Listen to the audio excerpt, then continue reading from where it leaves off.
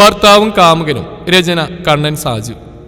അങ്ങനെ ദീപ്തിയുടെ കല്യാണം കഴിഞ്ഞു. നമ്മുടെ ക്ലാസ്സിലെ അവസാനത്തെ കല്യാണ സദ്യയും കഴിഞ്ഞ് കസേരയിട്ട് വട്ടം കൂടിയിരുന്ന ക്ലാസ്മേറ്റ്സുകൾക്കിടയിൽ പടതയുടെ താഴെ ഇരിക്കുന്നതിന്റെ ചൂട് മാറ്റാൻ സാരിയുടെ തുമ്പു ചുഴറ്റി വീശി കാറ്റുകൊണ്ടുകൊണ്ട് അലീന പറഞ്ഞു. പിന്നെ നമ്മളെല്ലാവരും കാണലൊക്കെ കണക്കായിരിക്കും അല്ലേ? സിബിൻ സങ്കടം പറഞ്ഞു. മിക്കവാറും ഇനി കാണുന്ന മക്കളുടെ കല്യാണത്തിനായിരിക്കും. സുറുമി പ്രസ്താവന ഇറക്കി. അതിന് അവസാനത്തെ കല്യാണമെന്ന് ആര് പറഞ്ഞു? രശ്മിയുടെ ചോദ്യം കേട്ട് എല്ലാവരും അവളെ സംശയത്തോടെ നോക്കി. ജസ്റ്റിന്റെ കാര്യം ഇത്ര പിടിയെന്ന് എല്ലാവരും മറന്നോ? ഗൗരവഭാവത്തിൽ രശ്മി ചോദിച്ചു.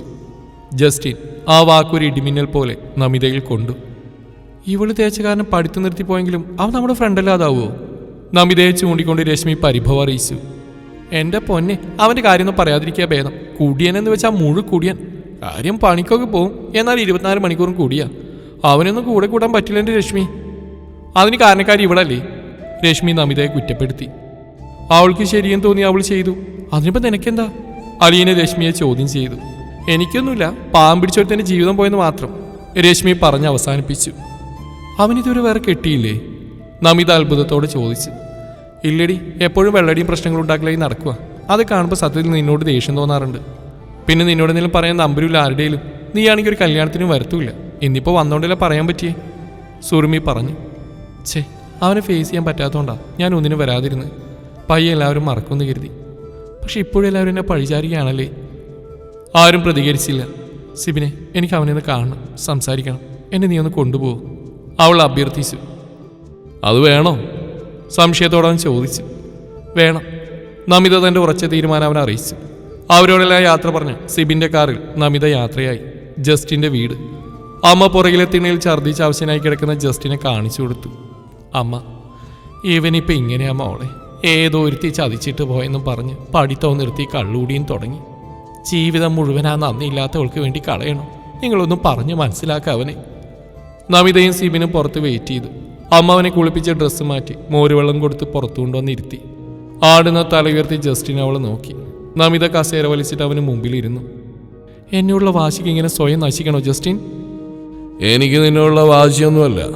നിന്നെ പ്രേമിച്ചു പോയതിന് എനിക്ക് എന്നോട് തന്നെയുള്ള വാശിയാ. യാതൊരു ഭാവഭേദമില്ല ജസ്റ്റിൻ പറഞ്ഞു. പക്ഷെ നാട്ടുകാരും കൂട്ടുകാരൊക്കെ കുറ്റപ്പെടുന്ന എന്നെയാണ് ജസ്റ്റിൻ. ഞാൻ കാരനാണെന്നും പറഞ്ഞ് അവൻ മുഖം കടുപ്പിച്ച് അവളെ നോക്കി. എല്ലാം കേട്ട് സിബിൻ മിണ്ടാതെ അവിടെ നിന്നു. ഞാനിപ്പോൾ മറ്റൊരാളുടെ ഭാര്യയാണ്, അയാളുടെ കുഞ്ഞിൻ്റെ അമ്മയാണ്. എൻ്റെ ജീവനോളം ഞാൻ അയാളെ സ്നേഹിക്കുന്നു. അത് മനസ്സിലാക്കണം ജസ്റ്റിൻ. ഞാനിനി ഒരിക്കലും നിന്റെ ലൈഫിലേക്ക് വരാൻ പോകുന്നില്ല.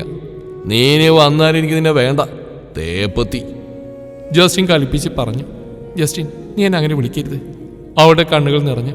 തേപ്പത്തി തേപ്പത്തി തേപ്പത്തി, എന്റെ ജീവിതം നശിപ്പിച്ച തേപ്പത്തി. Justin please. അവളുടെ കണ്ണ് നിറഞ്ഞു. ഞാൻ ഇനിയും വിളിക്കും തേപ്പത്തി. അവളെ ഒറ്റയടി ജസ്റ്റിനെ കരണത്ത് വെച്ച് കൊടുത്തു. ജസ്റ്റിൻ പകച്ചു പോയി. സിബിൻ അമ്പരം നിന്നു. നിനക്ക് എന്തറിയാം? ഞാനെന്താ എത്ര അനുഭവിച്ചെന്ന് നിനക്കറിയോ? ജസ്റ്റിൻ അവളെ നോക്കി. നിനക്ക് വേണ്ടി എത്ര തവണ ഞാൻ വീട്ടുകാരോട് വഴക്കുണ്ടാക്കി. നിന്നെ അല്ലാതെ ഒരാളെയും കെട്ടില്ലെന്ന് പറഞ്ഞതിന് ഏട്ടൻ എന്നെ തല്ലി കൊല്ലാറാക്കിയില്ലേ? എന്നിട്ട് ഞാൻ പിന്തിരിഞ്ഞോ? അന്ന് നമ്മൾ ഒളിച്ചോടാൻ തീരുമാനിച്ച് എങ്ങനെയോ ഏട്ടൻ അറിഞ്ഞു.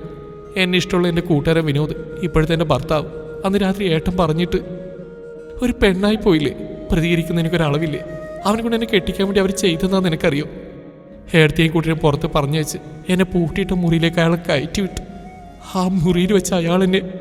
അവൾ പൊട്ടിക്കരഞ്ഞു. ജസ്റ്റിൻ്റെ കണ്ണുകൾ നിറഞ്ഞു. സിബിനും സങ്കടത്തിലായി. എന്നിട്ട് ഏടത്തി അമ്മയൊക്കെ വന്നപ്പോൾ ഒന്നും അറിയാത്ത പോലെ അവരുടെ കൂടെ വന്ന് രഹസ്യമായി ബന്ധപ്പെടുന്ന ഞങ്ങളെ പിടികൂടുന്ന പോലെ കാണിച്ച് അഭിനയിച്ചു. അന്ന് രാത്രി എന്നെ വീട്ടുകാരും കല്യാണം ഉറപ്പിച്ചു. പിന്നെ ഞാൻ പുറലോകം കാണുന്നത് കല്യാണം കഴിച്ചിട്ടാ ജസ്റ്റിന്.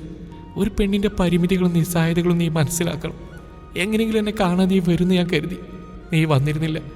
വന്നിരുന്നെങ്കിൽ ഒരു പക്ഷേ വിധി മറ്റൊന്നും ആവുമായിരുന്നു. കാത്തിന്ന് കാണാതായപ്പോഴും പിറ്റേന്ന് കല്യാണം ഉറപ്പിച്ചെന്ന് പറഞ്ഞ് കേട്ടപ്പോഴും സഹിച്ചില്ല. നീ എന്നെ ചതിച്ചെന്ന് ഞാൻ കരുതി. അവന് മുന്നിലേക്ക് മുട്ടൂത്തിയിരുന്നുകൊണ്ട് അവൻ്റെ കൈകൾ പിടിച്ചുകൊണ്ട് നമിത പറഞ്ഞു. എനിക്കതിന് പറ്റിയെന്ന് തോന്നുന്നുണ്ട് ജസ്റ്റിന്. നീ ആയിരുന്നില്ല, എല്ലാം പറ്റിപ്പോയി. വിധി, ഒരു പെണ്ണിൻ്റെ ഗതികേട്. ഇപ്പോഴും നിന്നെ ഓർത്ത് ഉറങ്ങാത്ത എത്രയോ രാത്രികളുണ്ടെന്ന് നിനക്കറിയോ? അവൾ കണ്ണു തുടച്ച്. ഇന്ന് തൊട്ട് കുടിക്കില്ലെന്നും നല്ലൊരു പെൺകുട്ടിയെ വിവാഹം കഴിച്ച അമ്മയെ പൊന്നുപോലെ നോയിക്കളൊന്നും നീ എനിക്ക് വാക്ക് തരണം. ഭർത്താവും കുട്ടികളായിട്ട് ഞാൻ വരും നിന്റെ കല്യാണത്തിന്. ഒരു നല്ല സുഹൃത്തായി എന്നും ഞാൻ നിന്റെ കൂടെ ഉണ്ടാവും. പക്ഷേ മറ്റൊരു കണ്ണിലൂടെ ഒരിക്കലും നീ എന്നെ കാണരുത്. അവൾ അവൻ്റെ കൈയെടുത്ത് അവളുടെ തലയിൽ വെച്ചുകൊണ്ട് സത്യം ചെയ്തു. നിന്നെ ഞാൻ സ്നേഹിച്ച സത്യമാ, അതുപോലെ ഇതും സത്യമാ. ഇനി ഒരിക്കലും ഞാൻ കുടിക്കില്ല. മറ്റൊരു വിവാഹം കഴിച്ച് സന്തോഷത്തോടെ ജീവിക്കും നിനക്ക് വേണ്ടി. അതെല്ലാം കേട്ടുകൊണ്ടിരുന്ന അവൻ്റെ അമ്മ കരഞ്ഞുകൊണ്ട് പുറത്തേക്ക് വന്ന് അമ്മയെ കെട്ടിപ്പിടിച്ച് അവൾ മാപ്പ് പറഞ്ഞു. സന്തോഷത്തോടെ അമ്മയും ജസ്റ്റിനും അവളെ യാത്രയാക്കി. സിബിൻ അവളെ ടൗണിലിറക്കി യാത്ര പറഞ്ഞു പോയി. മറ്റൊരു കാറ് വന്നു. നമിത വണ്ടിയിൽ കയറി. നടന്ന കാര്യങ്ങളെല്ലാം അയാളോട് പറഞ്ഞു. അയാൾ പൊട്ടിച്ചിരിച്ചു. സത്യത്തിൽ വിനോദനെ കെട്ടിയത് അങ്ങനെ തന്നെയാണോ? മാങ്ങാ തൊലി. ചേട്ടനില്ലാത്ത സമയം ഞാൻ കയ്യും കാലും കാട്ടി വിളിച്ച് കുരുക്കിയതല്ലേ. എന്നിട്ട് ഞാൻ തന്നെ അവർക്കൊരു ഹിൻഡ് കൊടുത്തു. കാഞ്ഞ ബുദ്ധി തന്നെ. അവളുടെ ഫോൺ റിങ് ചെയ്തു. ഭയത്തോടെ അയാളെ നോക്കി. മിണ്ടല്ലേ വിനോദ. ഫോൺ എടുത്തു. ആ ഏട്ടാ. ഇല്ലേട്ടാ, ഇപ്പം 3 മണിയല്ലേ ആയുള്ളൂ. ഇവിടെ പരിപാടി കഴിയുമ്പോൾ ഒരു 10 മണി കഴിയും. ആ അതെ, 12 മണിക്ക് ഫ്ലൈറ്റ്. ഓക്കെ, മോനോടും പറ. അവൾ ഫോൺ വെച്ചു. അയാൾ, നീയൊക്കെ നടിയായാലേ ആശാശരത്തും മഞ്ജുവാരിയൊക്കെ വീട്ടിലിരിക്കൂലോ. നമിത, അത് വിട് മോനെ, ഇത്തവണ നമ്മളെ ഇവിടെ വെച്ചാ. അയാൾ, ചുറ്റും വെള്ളം, ഗ്ലാസ് ഇട്ട മുറിയിൽ വെള്ളത്തിനടിയിൽ. എങ്ങനെയുണ്ട്? പൊളിക്ക്. അവൾ അവൻ്റെ കവിളിലൊരു ഉമ്മ കൊടുത്തു. തൻ്റെ നല്ലവളായ കാമുകി കൊടുത്ത സത്യത്തിൻ്റെ സത്യസന്ധതയിൽ ജസ്റ്റിൻ വീട്ടിൽ നിന്ന് മദ്യം മുഴുവൻ ഒഴിച്ചു കളഞ്ഞ് പുതിയൊരു ജീവിതത്തിലേക്ക് കാലെടുത്ത് വെച്ചു. നല്ലവളായ നമിത ഇന്ന് ചെയ്ത പുണ്യപ്രവൃത്തി സിബിൻ കൂട്ടുകാരുമായും അമ്മ നാട്ടുകാരുമായും പങ്കുവച്ചു. ഒറ്റ ദിവസം കൊണ്ട് തന്നെ നമിതയുടെ പ്രതിച്ഛായ തന്നെ മാറി.